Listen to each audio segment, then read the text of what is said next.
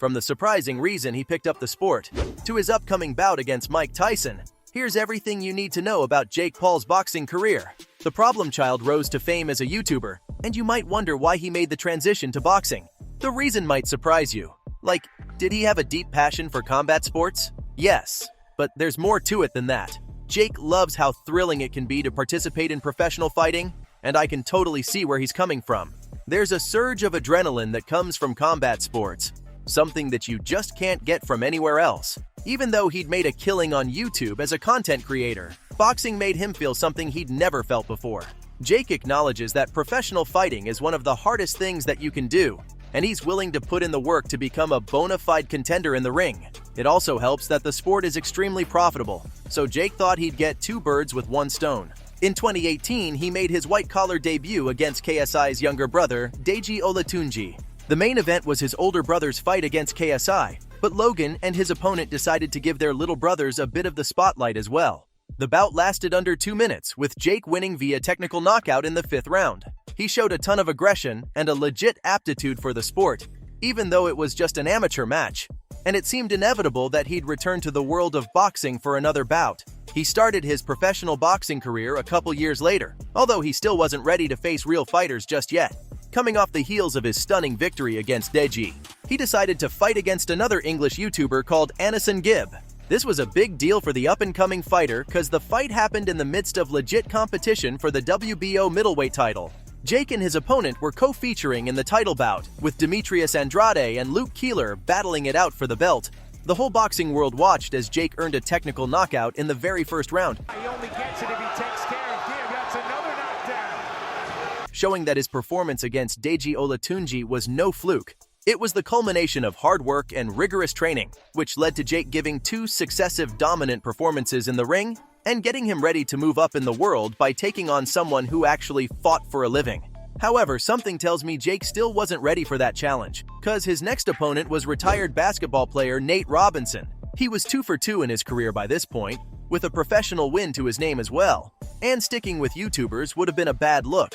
Jake needed to test himself against a pro athlete at the very least, and someone like Nate Robinson was a definite step up from the content creators he'd defeated previously. Sure, he wasn't exactly known for his fighting skills, but at least he'd made a living out of pushing his body to the limit. Despite that, it took Jake all of 84 seconds to complete a hat-trick of wins in his career, 2 of which came in pro matches. This fight took place during an exhibition match between Mike Tyson and Roy Jones Jr., with Jake performing in front of thousands of people at the Staples Center in LA.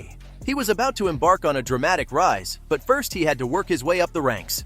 The logical next step was to go up against a fighter, but some feel like Jake picked his opponents a little too wisely. After all, practically every fighter he went up against in the next few years was way past his prime.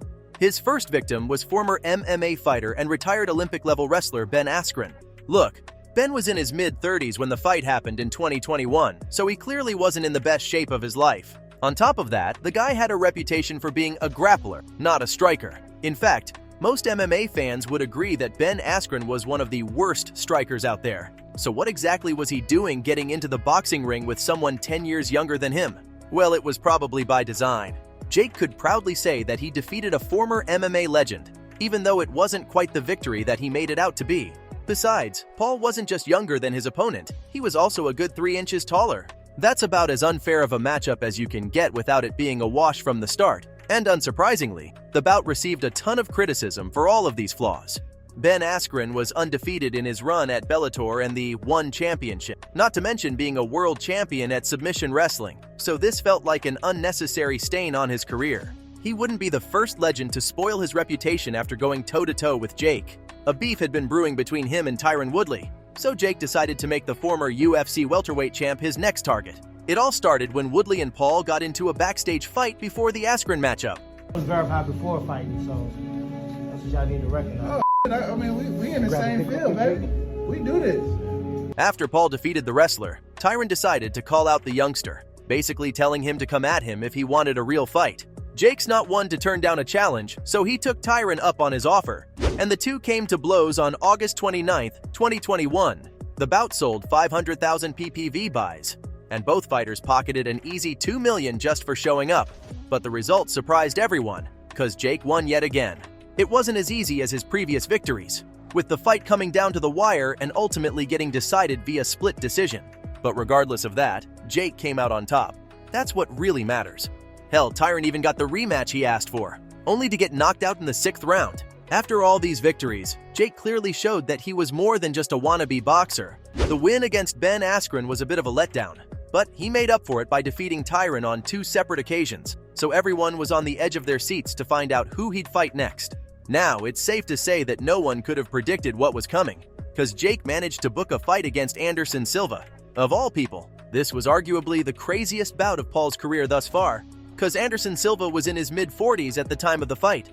Going up against someone nearly half his age, there was absolutely no chance that the Spider might win. What's upsetting is that Jake can now say he bested Anderson Silva, even though he was facing him at an age where most men are in a state of physical decline. Jake was 25 years old, just under 2 decades younger than his opponent, but that didn't make him hold back. The result of this encounter was a victory for Paul by unanimous decision, extending his professional win streak to 6 and generating a ton of buzz in the pro fighting community. His reputation for picking old MMA fighters was set in stone, though, and that doesn't exactly spell class in my book. The entire professional fighting world agrees with this sentiment. If Paul truly wanted to be respected, he needed to pick someone who'd provide a real challenge. Someone closer to his age, and ideally someone who specializes in boxing rather than mixed martial arts. With all the pressure to choose a proper contender, Paul went for Tommy Fury and ended up losing spectacularly. Okay, maybe that's an exaggeration, because the fight ended with a split decision. But with that said, this was the first time Paul was tested against a current boxer, and he failed to put his money where his mouth is. The defeat wasn't all that embarrassing, of course. Paul managed to knock Fury down at one point, even though he lost the bout in the end.